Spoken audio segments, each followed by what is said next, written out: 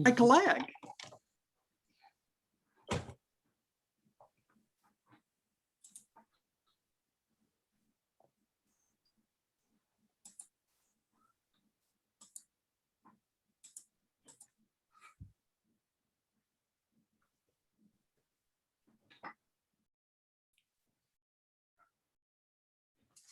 Goucher, shoot. Lexi, you're going to give us a heads up just before you open it to the public, right? Yeah, we're good now. We're headed in. People are trickling in. Good. We're all set. Thank you all for hopping on. We will begin in just a moment.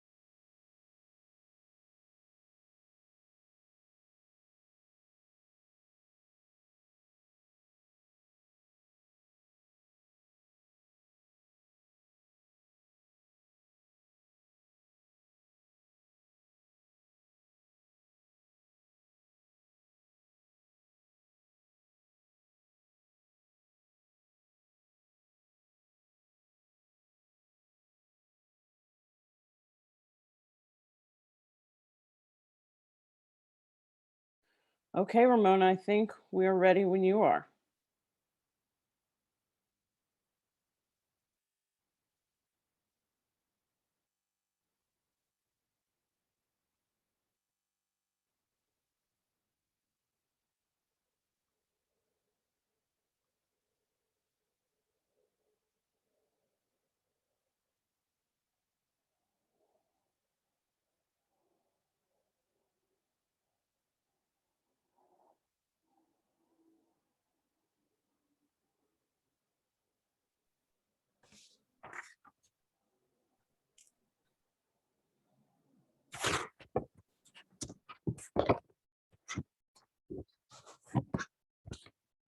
Lexi, shall I begin?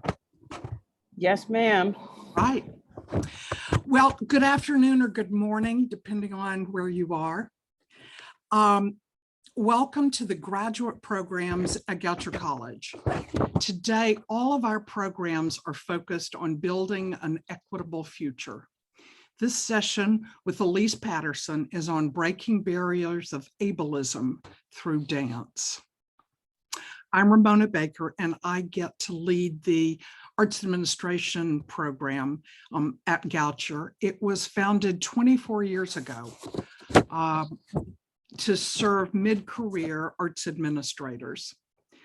I know many of us have struggled over the past year with distance learning, but that's something this program has been doing for almost a quarter of a century. Of course, at that time, there was no internet, so our classes were held by conference call over your landline. So we've come a long way with our technology. But the idea of distance learning a quarter of a century ago was a very innovative and chance-taking idea. And we pride ourselves as a program here at Goucher to continuing that, to look at new ways to be better, to look at new ideas, to find and ensure that our students are ready for where we're going to be tomorrow, which is always a guess, always a chance, always a risk. Equity and inclusion have been foundational pieces in this program from the very beginning. It was very much a community-based examination of arts administration. And we pride ourselves on continuing to find new ways to grow and learn. When you go to our website, and I hope you will, you'll be able to see information about faculty as well as students. And I hope you'll note that we have a diversity of students and faculty members in terms of age, race, art form, knowledge, background, geographic location, and so on. Our focus today is on ableism. Our format is that I'll be asking Elise questions, yours and mine, and we will end about 10 minutes before the next hour. At the bottom of your screen, you will see a chat button, and then about 1, 2, 3, 4 over, you will see a Q&A. You will see a Q&A button.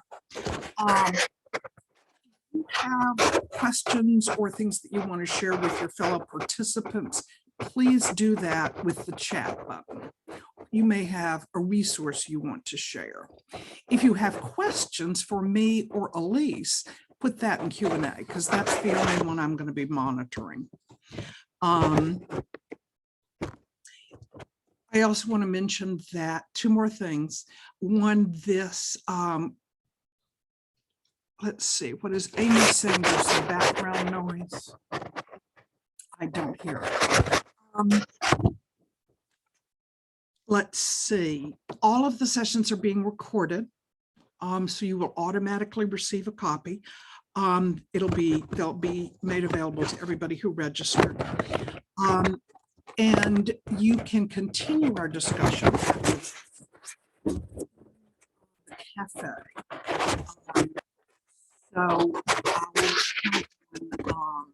Someone telling us exactly how to get to the cafe before we leave. Now I'd like to introduce Elise Patterson. You have received her bio, but I want to mention a couple of things. She is a dancer, she's a choreographer, she's an educator, and she's an arts administrator. She is the founder, artistic director, and executive director of Abilities Dance in Boston. She also runs Ballet Rocks, which is a high school dance program through the Boston public school system. She earned her BA in biology from Wellesley and her Master of Science in Management Studies at Boston University. So welcome, Elise. Hi, happy to be here.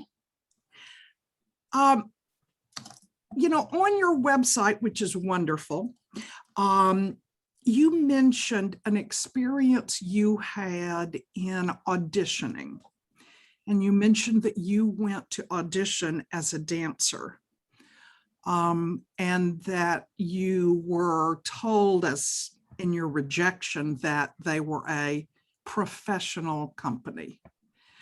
And I got the sense from reading that it may have been part of the motivation for you to start Abilities Dance. Would you tell us that story? Yeah, I was facing barriers for several companies in the area.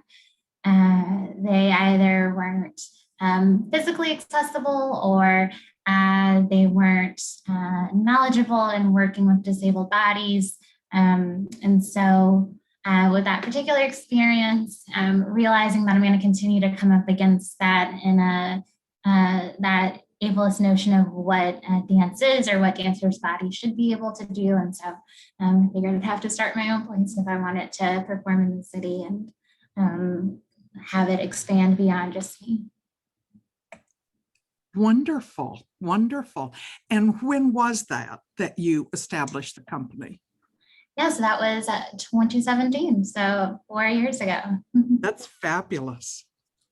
What do you think is the most common misconception as we think about abled and disabled bodies in different ways?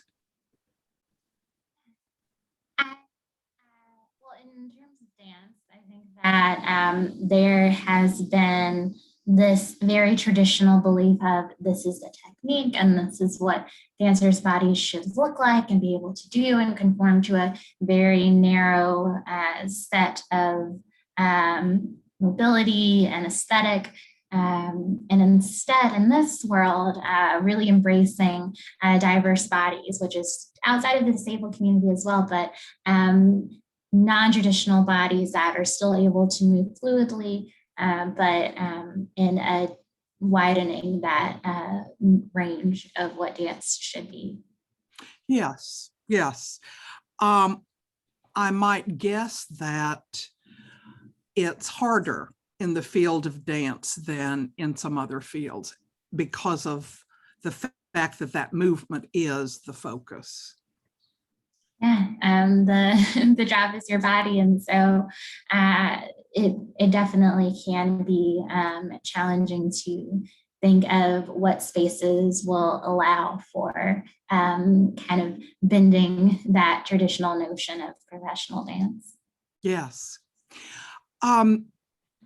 Although most of there are some choreographers that are with us today, but most of our audience may not have done that. But we have all produced something, I'm going to guess, a webinar, an exhibition, a fundraising event, taking a script onto a stage, rehearsing music. Would you sort of, well, actually, I think before I finish this question, I should suggest that we watch your video. But what I'd really like to know is the layers maybe that go into working with combining bodies that are differently designed. Yeah. Well, in the choreography process, it's really a collaborative aspect because I don't want to place movement on bodies that it might not work with, or even their aesthetic. It might not really move them the way that I want to see different emotions or whatever on stage. And so I work together with those dancers to create that. In addition, we have a really great team of composers, and so all of our music is tailored to that movement. So that's that process. And in addition to that, we have audio descriptions, which are words that explain the movement for any blind or low vision audience. And that's developed and edited by our editor, who is from the blind community, to make sure that that is useful and helpful tool, and also able to add elegance and beauty within that. Within this particular piece, a dance writer actually wrote the audio descriptions, because who better to describe dance? And so her, in collaboration with our editor, really created the descriptions to really kind of tailor that essence of the piece. And not here too is usually a cart or captioning for any deaf or hard of hearing audience.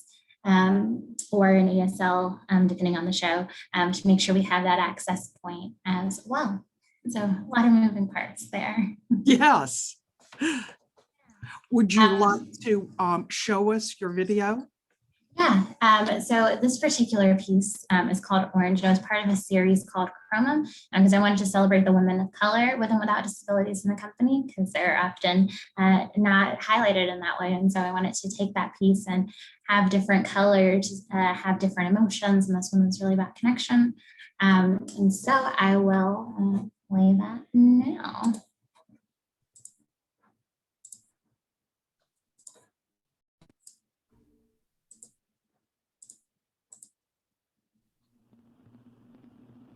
Yahtzee and Janelle begin side by side. Janelle uses a wheelchair. They turn and tilt their torsos, turning back towards each other again. As they move side to side, away from each other, their hands seem drawn towards each other, and then touch. Their heads lead and torsos bend.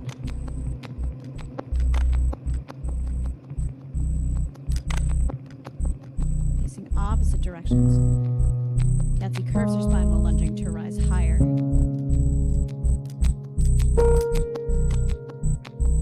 Yahtzee spins around, maintaining contact with Janelle with her head.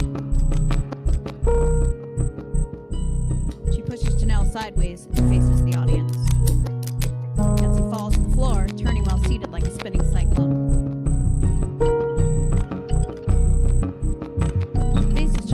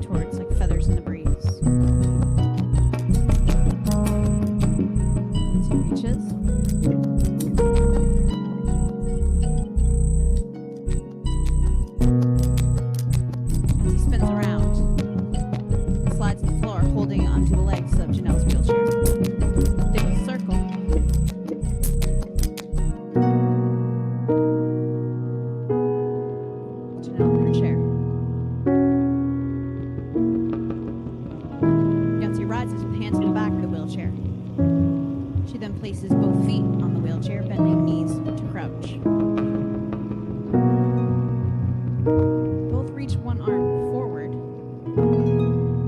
but touch palms together. Janelle circles her wheelchair, and Yahtzee slowly extends one leg backwards as Janelle makes a big circle around the space. They separate their palms to reach up and then bring that hand to their heart.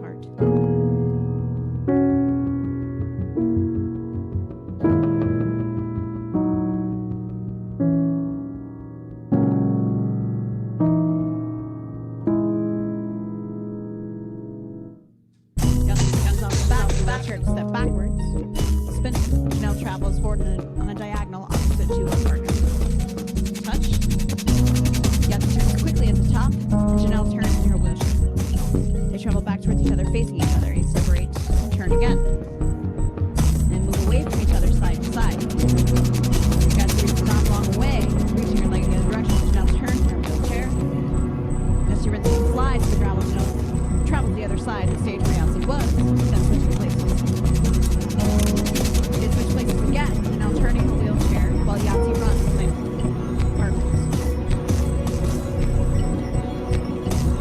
After switching places one last time, they face each other. Yahtzee throws her arms back and likes to go forward towards the crowd. Yahtzee places one foot in front of Janelle's wheelchair and lightens her leg long as Janelle makes a big circle with her wheelchair. She brings that leg back and curves the side to move.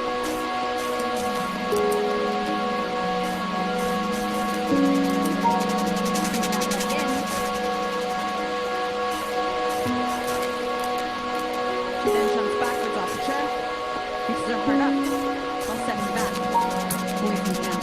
Yahtzee reaches one arm back up away from Janelle, and then reaches it back towards her.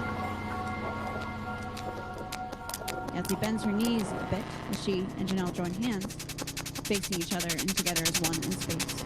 Yahtzee lowers to one knee and then to a seat, the pair still holding hands.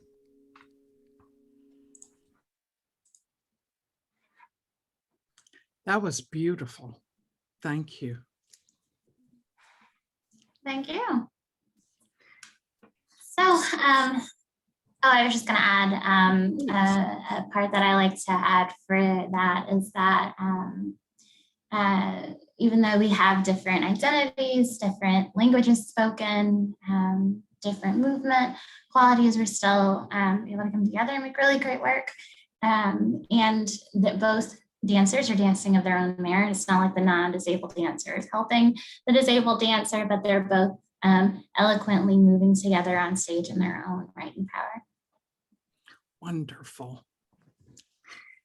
So last night, apparently I bought candy to support a high school event. And the young man who lives on my street is a junior in high school, smart guy. We're having conversation last night and he said, you know, what's going on? I said, tomorrow I'm going to be doing a webinar and we're going to talk about ableism. And I said, do you know what that is? And this smart junior in high school said, yes, it's the belief that everybody has an ability.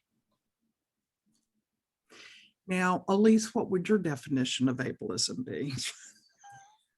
Ableism is the different systemic or barriers that disabled folks might face in achieving true equity and power. That can be through beliefs held, through lack of access to jobs or lack of access to healthcare or housing. But it is that unfortunate barrier that we've all faced at some point in being here in the disabled community.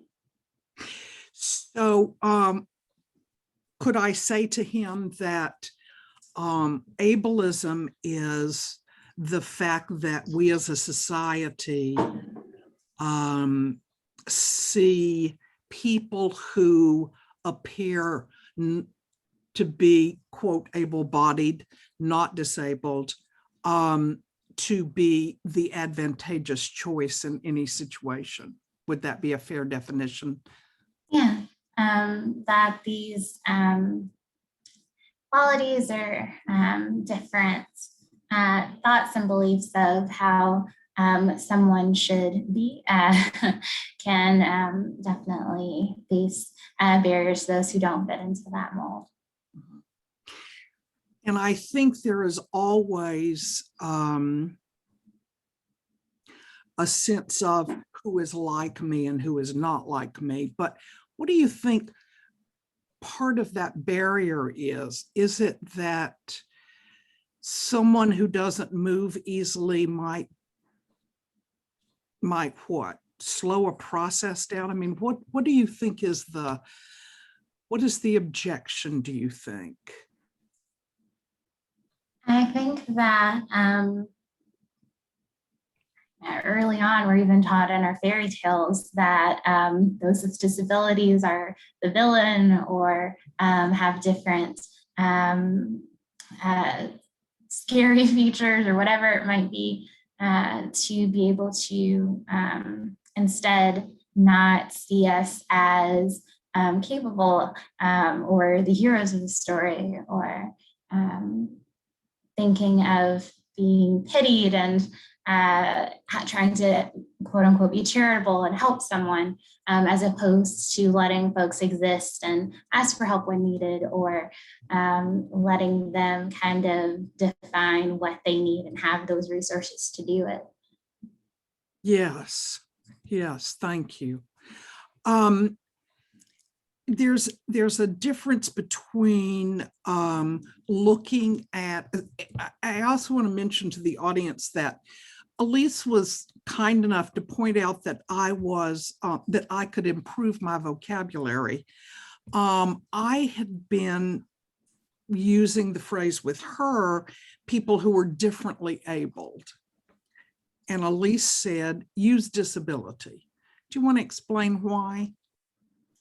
Yeah, and this movement of different advocates that are reclaiming the term disability, and that there's nothing wrong with the term disability, and that other terms like differently abled, or I think there's like a special something, are othering and can kind of separate instead of empower and include.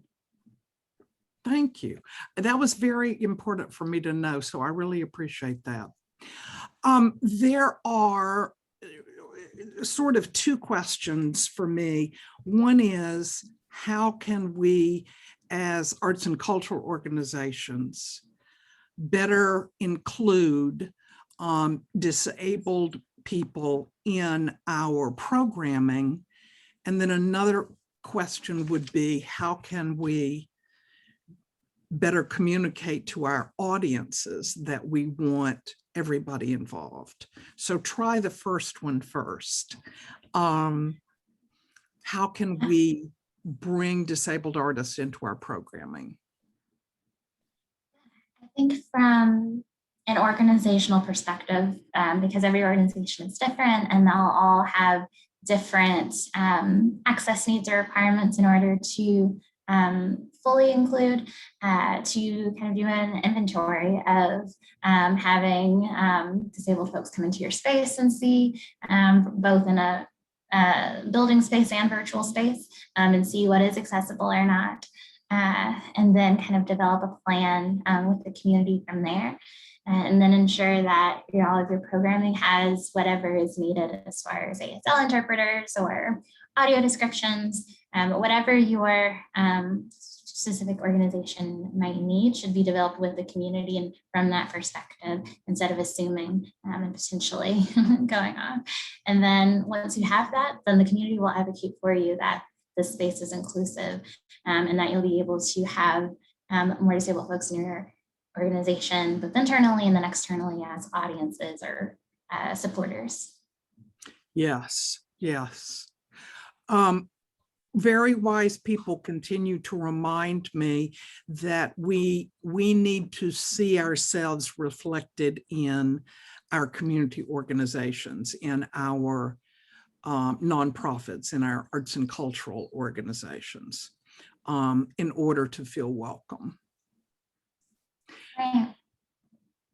The choices that so many of us make, leadership, board members, staff members, either say, please come in, you're welcome, or you're not welcome here. Share some things with us that say you're not welcome, things that we want to make sure we avoid. I think having or not having the access needed in order to engage and participate definitely screams that you're not welcome here. Saying you'll have it and then not fulfilling that also says that you're not welcoming. Give me an Also, example of that. I think trying to think of a relevant option. If you say that you're going to have captions in your Zoom meeting, for instance, and then you don't fully understand how to enable that, and then the meeting happens and you're like, oh, sorry, it's not available, instead of really doing the work beforehand to make sure that it is available. Yes, yes. Yeah, because access is work, but once you integrate it fully into your practices, it's just as much work as your marketing or your fundraising, and also that access work will bleed into those elements as well, and make sure your organization is really reaching everyone. Yes, yes. And you may have to communicate that in different ways in order to reach everyone. Yeah, having your access offerings on your website or on your ticket information is vital, in addition to trying to have as much as you can beforehand, because it can be exhausting continually asking for access. But once you get into that mode, and then always being able to let folks reach out to you and say if there's anything that they might need is also vital. Yes. There was a theater company that I was familiar with that was in a really beautiful old building, but the access to the building is up about 30 steps, straight up, magnificent appearance from the outside. And one of the things they started doing on absolutely every piece of their marketing and promotion was to write, the accessible doors are located here. The accessible parking is adjacent to those two accessible doors. So just in that little line, they said a lot about who they wanted to keep including. And I'd even go so far as to say, make that accessible entrance the main entrance. Everyone wants to feel as though they're able to enter this space as equally as everyone else.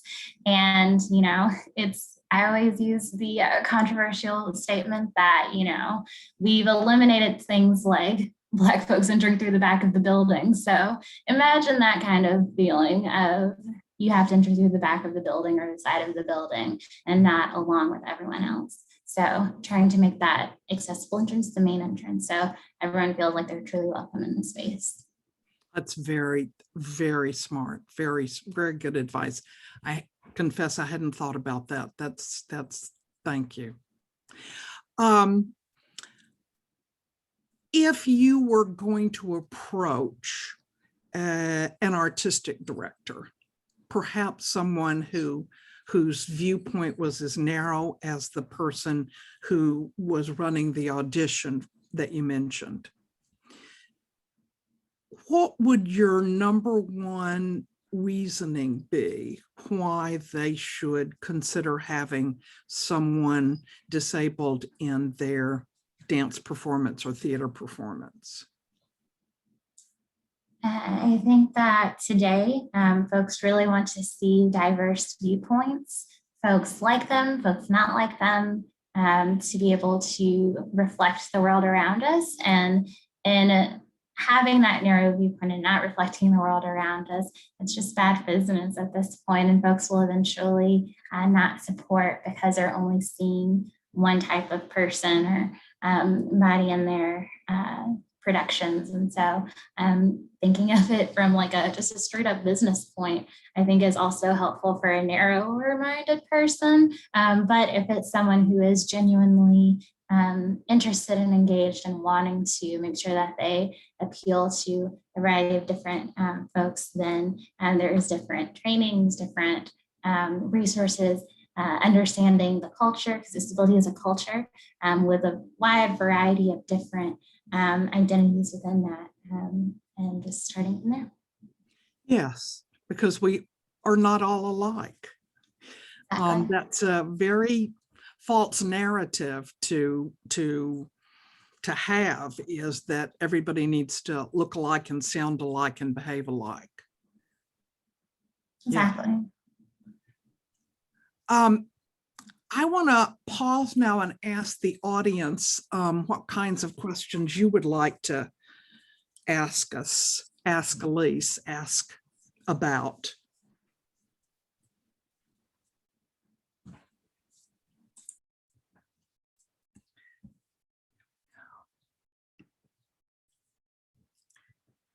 Great. Terrific. Well, one thing is very specifically what arts and cultural organizations can do to get better, to improve. So one of the things you mentioned was to bring in people from the community, help people from the community to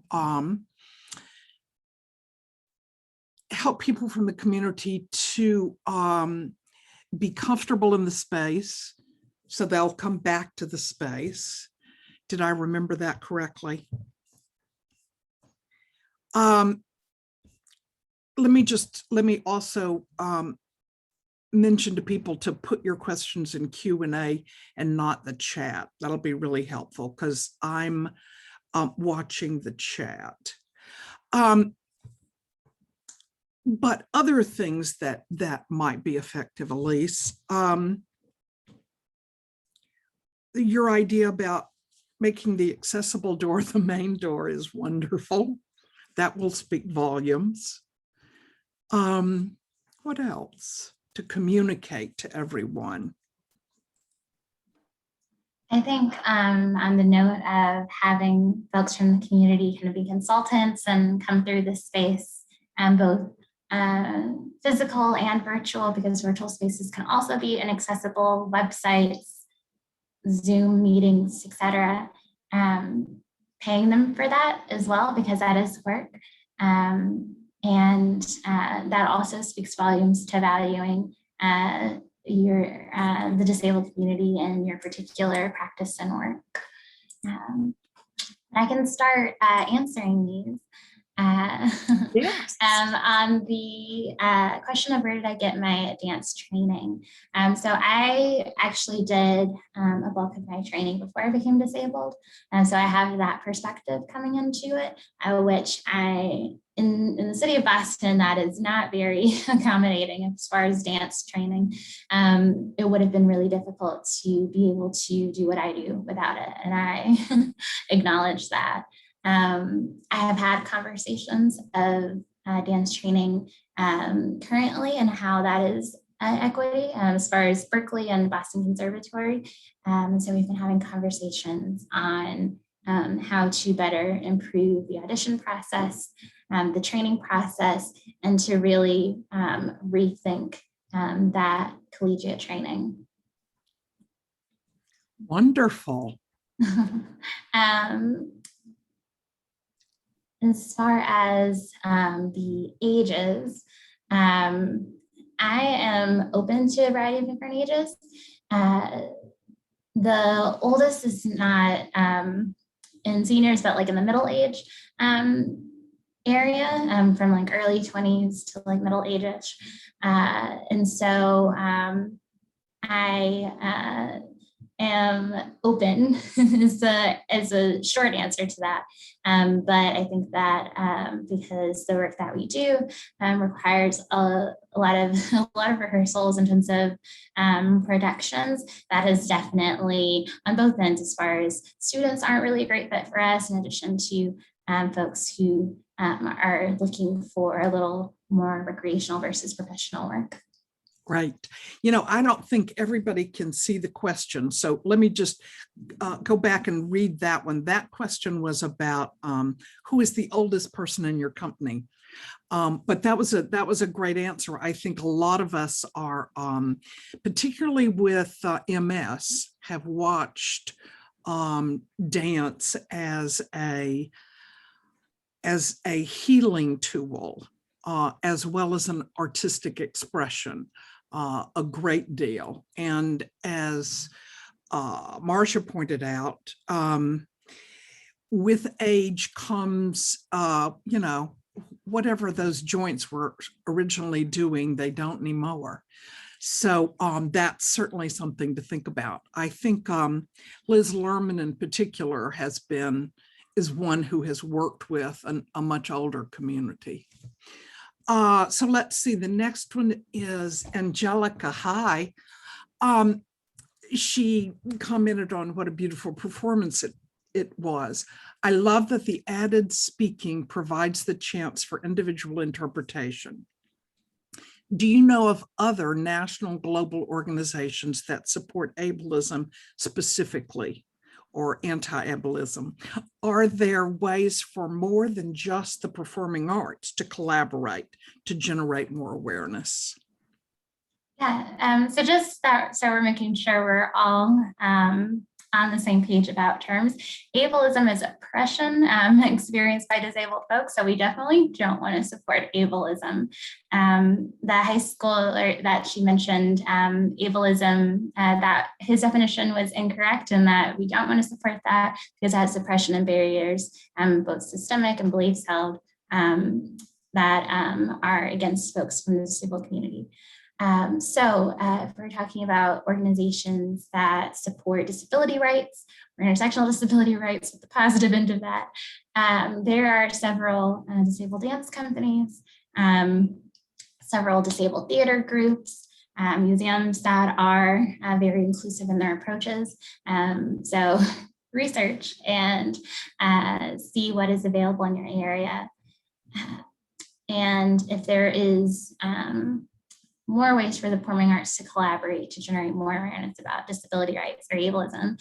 I think having folks in your organization, making sure that you're reaching those folks, hiring them first and foremost, and being flexible on what those job requirements are, so that they can fully work for the organization, and then allowing them to connect with the community to think of ways that can support these different causes.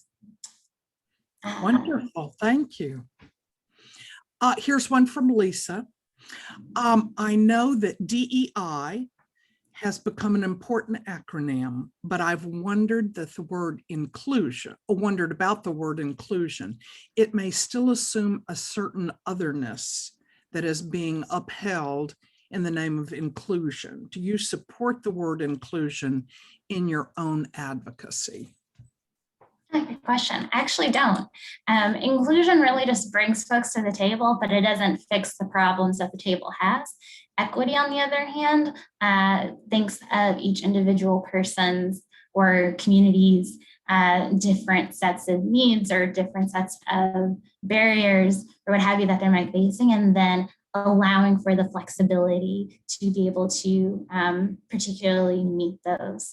So in our work, we talk about intersectional disability equity, so that we acknowledge that disability work, especially in recent years, has been really white, and that leaves a lot of disabled folks of color that are experiencing racism and ableism, or racism and sexism, whatever that might be, out of the equation. And so thinking of the different identities that folks hold within and outside of the disabled community, now we can work together to achieve more equity. Wonderful, thank you.